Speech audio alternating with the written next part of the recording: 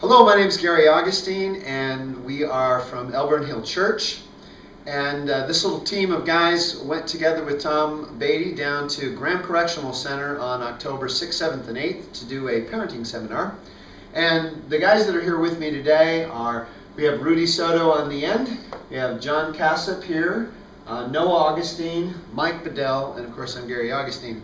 And what we want to do here is just give a little bit of information of the experience that these guys had. And so I've asked them some questions about their experience there, what they were concerned about before they went, how the experience was there, and how they would feel about going back. Mike, what was your concerns, if any, before you went down to Graham? Just how to get in, what it looked like, what to expect. You know, all the TV and the movies have such a negative view of it. And when we got there, I realized it's harder for me to get through security at the airport. So I got through there without having to take my shoes and my belt off. So it really was kind of like a campus once you got through the initial security after signing in and everything. So Noah, how about you? Did you have any concerns? I really didn't have a whole lot of concerns because I was sure I was not going to go. I was going to sign up, say I was going to go, and then I have 2 jobs that I had to take off work, and I was sure that one of them was going to tell me I would not be able to get off work, and then I would have to say, sorry, I can't go. So I wasn't that concerned about going. And so I kind of waited to the last minute to ask off work, so it would be even easier a reason that I wouldn't be able to go. But amazingly enough, both jobs said, oh yeah, sure, you can have the time off. And so kind of at the last minute, I was like, oh, I guess I have to go, and now I don't have a good reason not to go. Yeah, isn't the Lord sometimes a pain like that?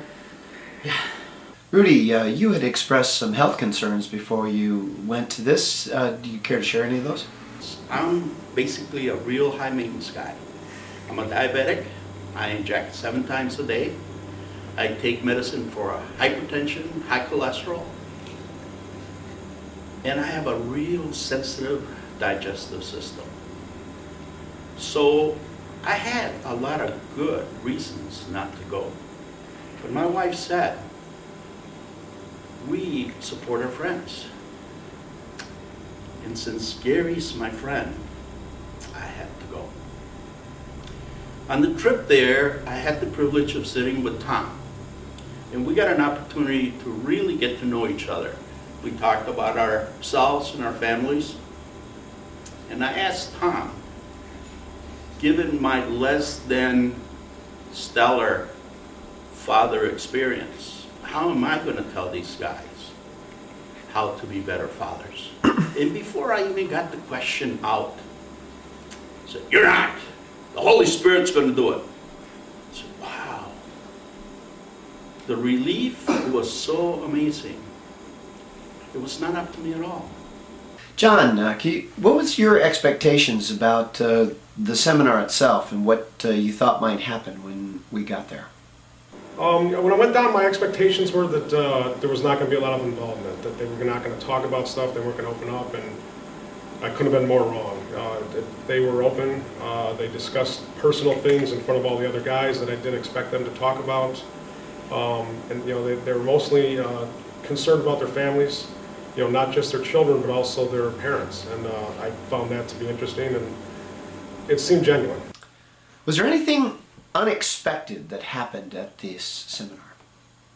I was really surprised with the inmates. I think it's something that people don't think of as far as, you know, that they are people, that they are, you know, they have feelings. We kind of just put them in a corner and forget about them. And I was very surprised at how appreciative they were, how polite and thankful they were, and how involved they were in the seminar and the discussions, and I feel like it was a big surprise. And Rudy, how about you? I had a few surprises when I was in there. I found out that in my group there was 3 cousins. There was 2 childhood friends. In the entire group there was 2 brothers. And by their discussion I found out that a father and son combination is quite common. That was totally new to me. Our seminar ran on a Monday and a Tuesday. on Monday night, one of the guys in my group found out that his son had been shot on the Friday before. He had been shot in the same neighborhood, in the same street that he himself had been shot. You could see in this man's demeanor how important it was for him to do his part to stop this cycle of violence. What did you think of the program itself and your involvement with the inmates? I enjoyed it. I do it again. Oh, and we're already talking about going back in April, and I've already done on my calendar to make sure that I'm involved in the next activity.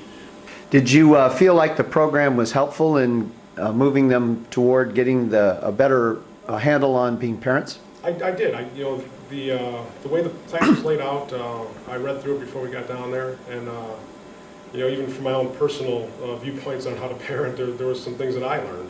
Was there any one incident in the time you were there that stood out that that you'll take with you? I think the biggest thing is how generational this is. That there were people who were sons of fathers in prison and grandsons of grandfathers in prisons, and that had made the same mistakes. And I think the biggest thing was that some of them genuinely seemed to want to break that cycle.